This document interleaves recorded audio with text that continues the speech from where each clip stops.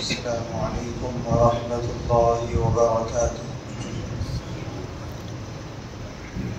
نحمده ونصلي على رسوله الكريم، اما بعد، قال رسول الله صلی اللہ علیہ وسلم: یا معشر الشباب من استطاع منكم الباءة فليتزوج فإنه أغض للبصر وأحصن للفرج، ومن لم يستطع فعليه بالصوم فإنه له وجاء، رواه مسلم۔ شرکائے مجلس، نوجوان ساتھیوں، اس خوشی اور شادمانی کے پرمسرت موقع پر ہمارے بڑے ہی عزیز اور بڑے ہی مشفق جناب اختر صاحب کی طرف سے ایک معروضہ ہے کہ اس مبارک مجلس میں کچھ 2-4 منٹ قال اللہ اور قال رسول ہو جائے تو بہتر ہے۔ تو اس موقع پر تو پیارے نبی صلی اللہ علیہ وسلم کی تعلیمات بہت کچھ ہیں، لیکن بس 1-2 باتیں کہہ کر بات انشاءاللہ ختم کر دی جائے گی۔ پہلی بات تو یہ ہے کہ ہم سب جانتے ہیں اس مجلس میں جو ہم اس وقت شریک ہیں، یہ مجلس ہے نکاح کی مجلس، جس نکاح کے بارے میں پیارے نبی صلی اللہ علیہ وسلم نے فرمایا: النکاح من سنتی، نکاح میری سنت ہے۔ اس سنت کو آپ نے اپنی جانب منسوب کر کے اس میں 4 چاند لگا دیا، اس کو اور زیادہ بابرکت ہونا بتا دیا۔ صرف یہ بھی فرما کر سکتے تھے کہ نکاح سنت ہے، فرمایا میری سنت ہے۔ یہ نسبتیں بھی بہت کچھ بتا دیا کرتی ہیں۔ اب آئیے ہم ذرا سا دیکھیں کہ یہ جو نکاح ہے اس کو پیارے نبی صلی اللہ علیہ وسلم نے اپنی جانب کیوں منسوب فرمایا۔ اسلام ایک ایسے موقع پہ دنیا میں آیا تھا کہ پوری دنیا میں ایک تصور تھا کہ خدا والا بننا ہے، مذہبی بننا ہے، تو سب سے پہلی شرط اپنے آپ کو عورتوں سے اور شادیوں سے دور رکھو۔ شادی گویا ایک عیب ہو گئی کہ اگر تم نے شادی کر لی، تم نے عورت کو اپنی زندگی میں اختیار کر لیا، اب تم خدا والے نہیں بن سکتے، تم مذہبی نہیں بن سکتے۔ چنانچہ عیسائی، جو اس دنیا کا سب سے بڑا مذہب ہے، عیسائی مذہب، کرسچن مذہب، اس وقت بھی یہ تصور تھا اس کا اور آج بھی ہے۔ آج بھی جو عیسائیوں کے فادر ہوتے ہیں، جو ان کی نن ہوتی ہیں، جو اپنے آپ کو عیسیٰ علیہ السلام کے لیے ان کے کہنے کے مطابق وقف کر دیتی ہیں، وہ صرف چرچوں میں رہتے ہیں، اسی میں صبح اسی میں شام صرف مذہبی عبادت کرنا، مذہبی کاموں میں رہنا، وہی ان کا کام، وہی ان کی مصروفیت۔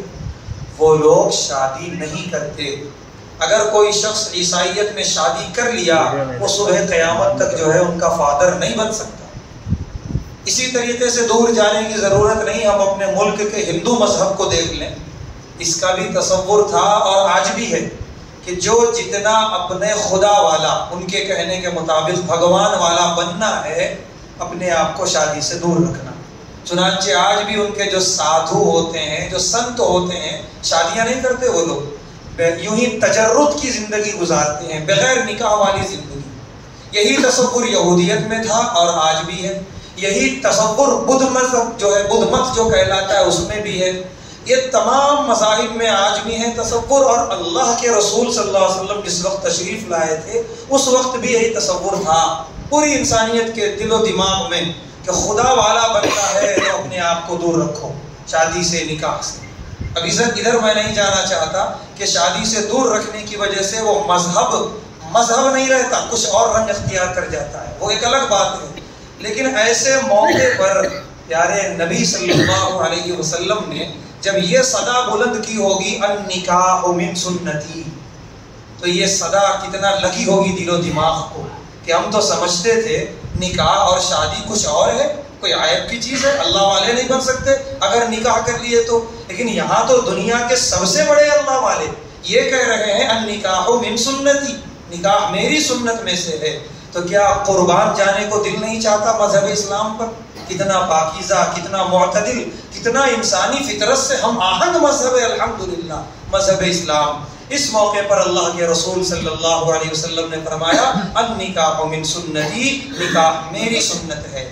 بلکہ آگے ایک دوسری حدیث میں آپ نے یوں فرمایا من نکح فقد استکمل الایمان، کہ جس نے نکاح کیا اس نے ایمان مکمل کر لیا۔ یہ اور بڑی سند دے دی اللہ کے رسول صلی اللہ علیہ وسلم نے کہ نکاح صرف سنت تک ہی نہیں، نکاح کا درجہ یہ ہے کہ اس کے بعد ہی ایمان مکمل ہوگا۔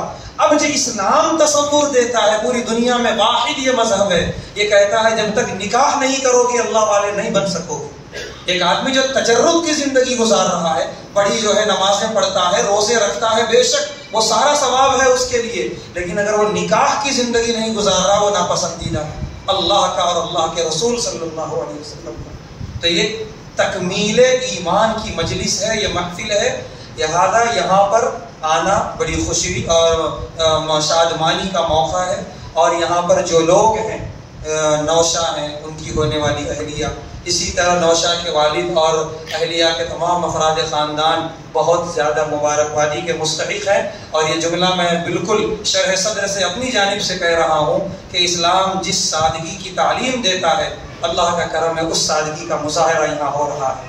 کوئی ٹیپ ٹاپ نہیں، کوئی لغو لعب نہیں، کوئی جو ہے وہ باجے اور جو جتنے حرام کام ہوتے ہیں وہ جس کے بارے میں ساری وعیدیں ہیں حدیث کے اندر، وہ ناچ گانوں کی محفلیں، الحمدللہ یہ مجلس ان تمام سے پاک اللہ کے گھر میں بڑے بابرکت وقت میں ہو رہی ہے۔